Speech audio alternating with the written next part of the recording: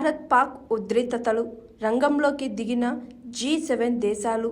భారత్ పాకిస్తాన్ అనధికారికంగా యుద్ధం చేస్తున్న విషయం తెలిసిందే.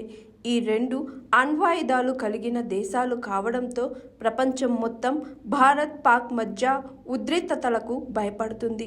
తాజాగా ఈ రెండు దేశాల మధ్య సైనిక సంఘర్షణను తక్షణమే తగ్గించుకోవాలని గ్రూప్ ఆఫ్ 7 దేశాలు శనివారం పిలుపునిచ్చాయి. పరిస్థితిని నిశితంగా పరిశీలిస్తున్నామని, సంక్షోభానికి వేగవంతమైన శాశ్వత ద్వంద్వ పరిష్కారానికి మద్దతు ఇస్తున్నామని G7 దేశాలు ప్రకటించాయి.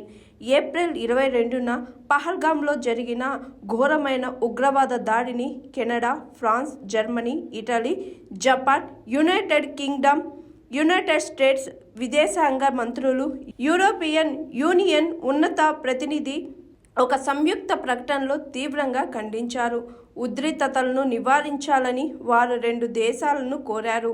మరిన్ని సైనిక ఉద్రిక్తతలు ప్రాంతీయ స్థిరత్వానికి తీవ్రమైన ముప్పును కలిగిస్తాయి అని ప్రకటనలో పేర్కొన్నారు. సరిహద్దులకు ఇరువైపులా పౌరుల భద్రత, శ్రేయస్సు గురించి మేం తీవ్ర ఆందోళన చెందుతున్నామని అన్నారు. ఉద్రిక్తతలను తక్షణమే తగ్గించాలని పిలుపునిస్తున్నట్లు వెల్లడించాయి.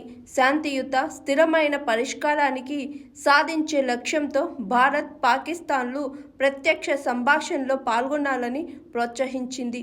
G7 అనేది ప్రపంచంలోని 7 అత్యంత అభివృద్ధి చెందిన పారిశ్రామిక ఆర్థిక వ్యవస్థల అనధికారిక కూటమి. ఇందులో Canada, France, Germany, Italy, Japan, United Kingdom, United States ఉన్నాయి. యూరోపియన్ యూనియన్ కూడా G7 సమావేశాల్లో పాల్గొంటుంది. కానీ 7 సభ్యులలో ఒకటిగా దాన్ని లెక్కలోకి తీసుకోరు. ప్రధాన పారిశ్రామిక శక్తుల మధ్య ఆర్థిక విధానాన్ని చర్చించడానికి, సమన్వయం చేయడానికి G7 మొదట 1970లలో ఏర్పడింది. భద్రత, వాతావరణ మార్పు, అభివృద్ధి, ఆరోగ్య సంక్షోభాలు, ఇప్పుడు భౌతిక, రాజకీయ ఉద్రిక్తతలు వంటి ప్రపంచ సమస్యలను ఈ కూటమి పర్యవేక్షిస్తూ ఉంటుంది. దీనికి శాశ్వత కార్యాలయం, చట్టపరమైన అధికారం లేనప్పటికీ G7 దాని సభ్యుల రాజకీయ, ఆర్థిక శక్తి కారణంగా ప్రభావవంతమైంది. హాయ్ ఎవ్రీవన్, నేను మీ పావని.